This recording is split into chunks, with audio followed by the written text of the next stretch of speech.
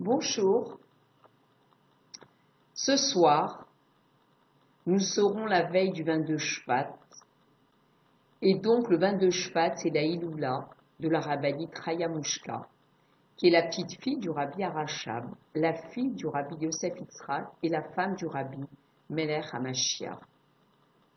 Donc en fait, sa Iloula donc, tombe le 22 Shvat. En hébreu, cela correspond à Kavbet.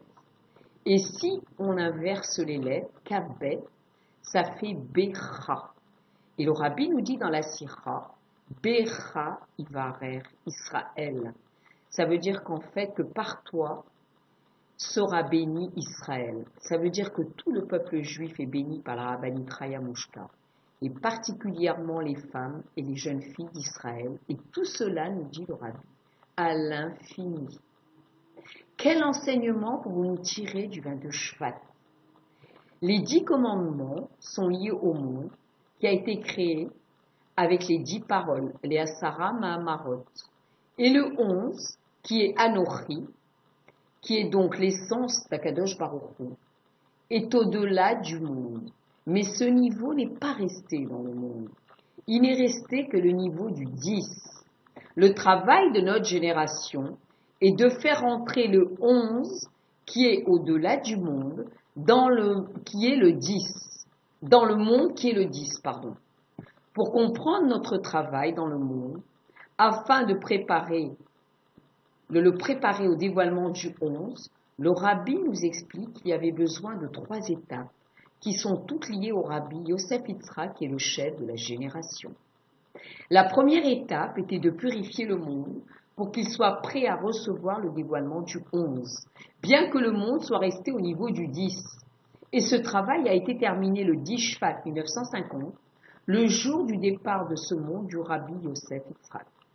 La deuxième étape a été d'entraîner le dévoilement du 11 dans le monde, et c'est le 11 qui prime, depuis que le Rabbi Melech HaMashiach a pris ses fonctions. Le 11 Shvat, qui est le 11e mois de l'année depuis le mois de Nissan, est donc en 5711. La troisième étape est de dévoiler Atzmut Umaout, c'est-à-dire l'essence de Dieu, afin que le 11, qui est l'entité même d'Akadosh Baruch Hu, puisse s'unir avec le 11 qui élève le 10. Et cette étape est liée à la rabbinite Chaya Mushka, qui est partie de ce monde le 22 Shvat, et 22, donc c'est 2 fois 11.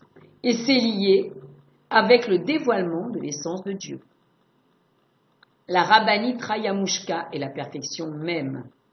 Chaya représente notre vitalité intérieure, la vie de la Neshama dans sa généralité, qui vient de la source de vie qui est Akadosh Baruch Hu. Mushka, c'est la senteur, c'est le makif, c'est-à-dire la lumière qui entoure le monde, et c'est le musc en français. Il fait partie des 11 composants de la Ktoret, et qui s'appelle en hébreu mort. D'ailleurs, nous le répétons tous les jours quand nous faisons Pitom Aktoret dans la Tfila. Et lorsque les deux noms sont liés, Chaya Mushka, il y a le dévoilement donc du makif, de la lumière qui entoure les mondes, qui est l'essence de la Neshama, le niveau du 11, par rapport aux 11 composants de la Ktoret, qui s'habillent dans le corps, dans les 10 forces de l'âme. À la lumière de ce qui vient d'être dit, nous voyons que nous, les femmes d'Israël, avons un rôle extrêmement important dans la Géoula. La rabbinite Chaya Mushka est notre exemple dans sa tzniut et dans son annulation au Rabbi. Et la maison que nous sommes doit être une belle maison où Hachem doit résider d'une façon entièrement dévoilée.